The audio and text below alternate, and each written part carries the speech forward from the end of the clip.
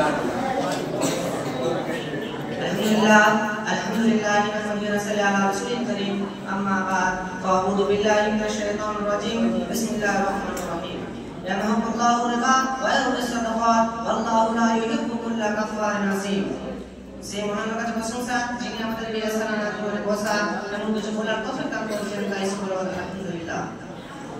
আমার পাশাপাশি থাকা শিক্ষক মহাশয় আমার সামনে বসে থাকা শিক্ষার্থী ভাই সকল আমি যে বক্তব্য নিয়ে এখানে দাঁড়াচ্ছি সেটি হচ্ছে সুদ ও ঘুষ আল্লাহ তাআলা বলেন ইয়ামাকুল্লাহু রিবা ওয়া ইউরবি সাদাকা ওয়াল্লাহু লা ইউহিব্বু কুল্লা কাফারিন আসিম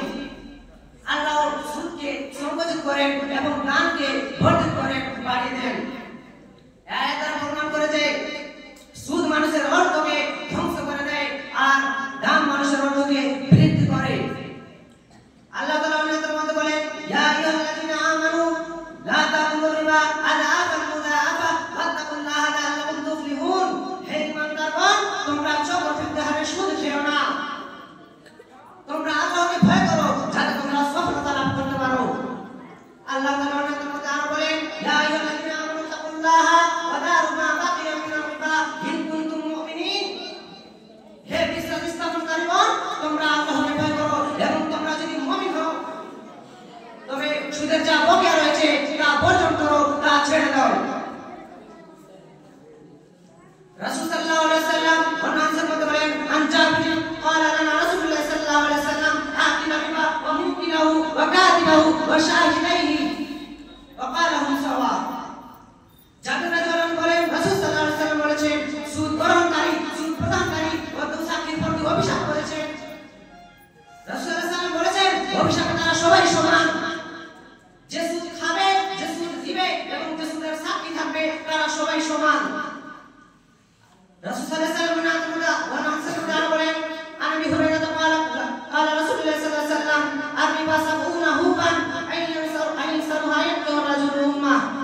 আবু হুরায়রা বলেন রাসূল সাল্লাল্লাহু আলাইহি ওয়াসাল্লাম বলেছেন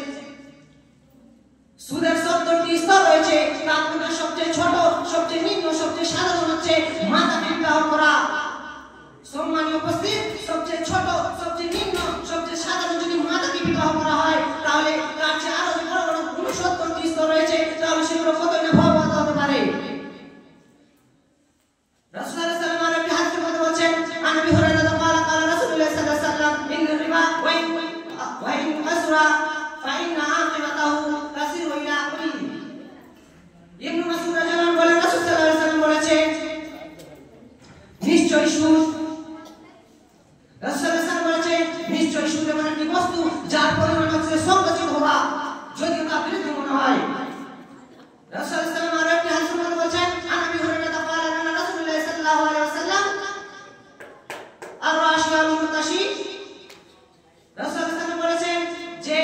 ঘুষ গ্রহণকারী ঘুষ প্রদানকারীর উপর অভিশাপ করেছেন রাসূল সাল্লাল্লাহু আলাইহি ওয়াসাল্লাম আরো একটি হাদিসের মধ্যে বলেছেন আন হুরায়রা قال النبي صلى الله عليه وسلم قال مسلمنه على من فرضناه رزقا فما أخذ بعد ذلك فهو قلول হুরায়রা রাদিয়াল্লাহু আনহু থেকে বর্ণিত রাসূল সাল্লাল্লাহু আলাইহি ওয়াসাল্লাম বলেছেন যে আমি যাকে ভাতা দিয়ে কোনো কাজের দায়িত্বে প্রদান করেছি সে যদি ভাতা দায়িত্বে অন্য কিছু গ্রহণ করে তাহলে তা হবে খেয়ানত হাদিসের প্রমাণ কি হয় আল্লাহ তাআলা আমাদেরকে পরিশেষ দোয়া করে আল্লাহ তাআলা আমাদেরকে এই সুদ ঘুষ থেকে বিরত রাখেন এবং বেশি বেশি করে দান সদকা করার তৌফিক দান করেন এবং আল্লাহ তাআলা যেন আমাদেরকে সুন্নাত থেকে বেশি বেশি করে আমল করার তৌফিক দান করেন আমিন আসসালামু আলাইকুম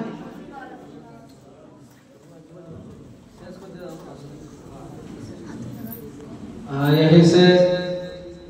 नाश्ते का ऐलान किया जाता है आप लोग नाश्ता करें उसके बाद फिर इंशाल्लाह 10 बजे से हमारा